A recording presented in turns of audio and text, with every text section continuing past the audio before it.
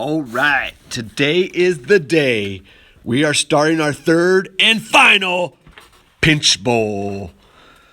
All right, so I've started out, I just smacking it with my hand, making it into a ball right here, getting emotional, getting physical. Not too physical. You don't want to leach that moisture out of that clay, so don't coddle it too much. All right, so once I got a nice ball, I stuck my thumb into it. I'm opening it up, overlapping my thumb as I'm pinching, just like we've been doing. Constantly overlapping my thumb, having my forefingers, much like a puppet, while my other hand is in a cup shape. Never working from the table. Just working with my two hands. I'm trying to make that kind of rice bowl type of shape. All right. So here I'm pushing in the center, and then I start pinching upward in a circular spiral fashion. Okay. I'm never just floating around. Now I'm going back. I'm checking it right here. I'm seeing how thick it is. It feels like my walls are a little on the thick side. So I start back down. I start pinching the bottom. And then I'm just slowly working my way back up to the top of the edge, just like in a spiral motion. Giving it constant, same pinching pressure at all times. I'm not pinching hard, then soft. I'm going back to the center. I'm going pinching around, working my way back up to the top. All right, I'm almost there. I'm getting emotional here. And I'm checking it, and I'm pretty happy with it right here. So I'm gonna just kind of fix up my top while the clay's still pretty soft, and I'm just pinching it like my fingers together, just so lightly.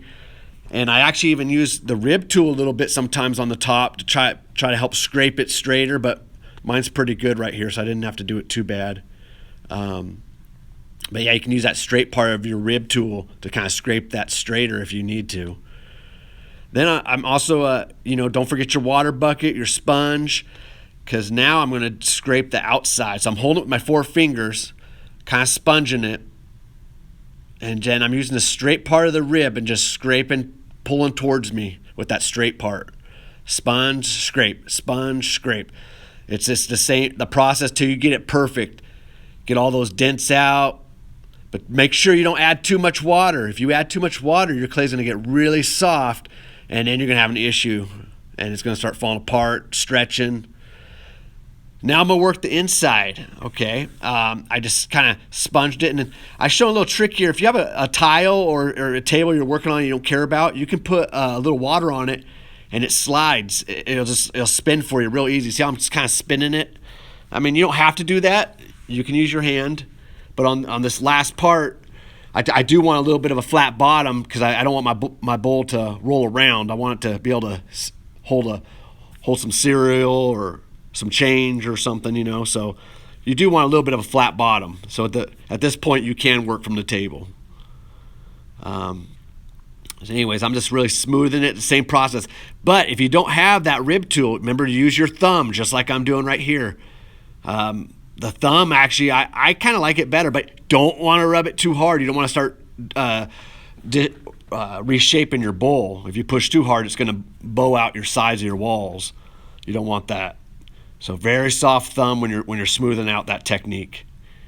All right, so now I want you to pick some stamps. You can just do one. You can do. I'm just going to do one, but I want you to do about 50% stamps on this decorating process, and then I want you to do about 50% carving.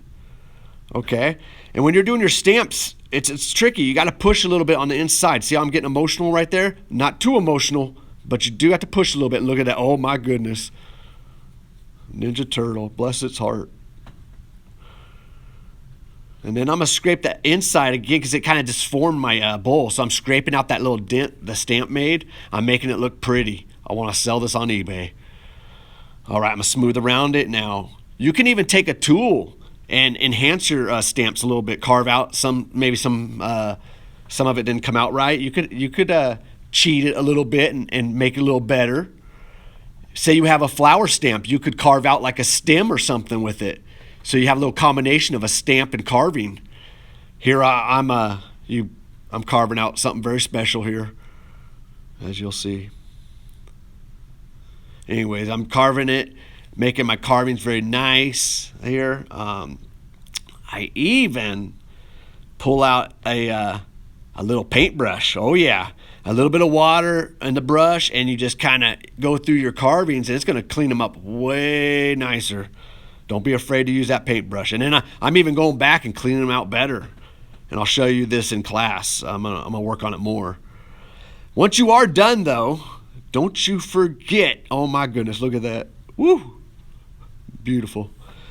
Don't forget, put your stamp on the bottom. All right. And then once you're done as well, you can put all your stamps in here and your 3 slab pieces. Don't put the slab pieces in there, of course. But then you got to set up a date. I'm going to set that up after class today, where you'll come in next week and turn your projects in and get some more clay for the next projects. All right.